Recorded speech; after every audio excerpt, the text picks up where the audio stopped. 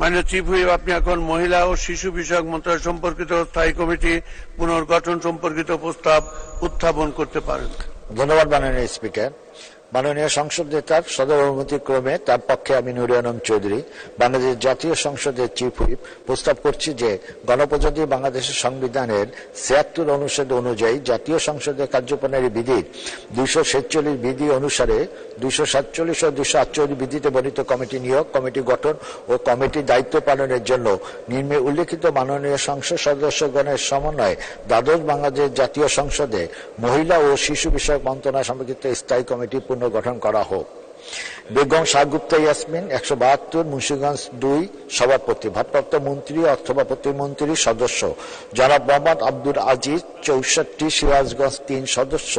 শাহিদা তারেক দীপ্তি ৩২৮ মহিলা আসন ২৮ সদস্য।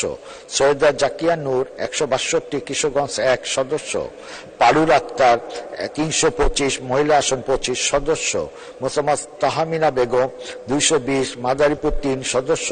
জনাব মোহাম্মদ জিলুর রহমান ২৩৭ মৌলভীবাজার ৩ সদস্য। রেজিয়া ইসলাম ৩০১ মহিলা আসন ১ সদস্য।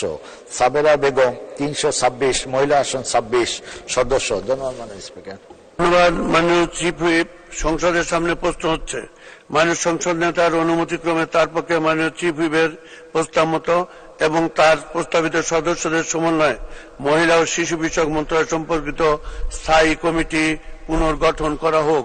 যারা এই প্রস্তাবের পক্ষে আছেন তারা হা বলুন, যারা এই প্রস্তাবের বিপক্ষে আছেন তারা না বলুন।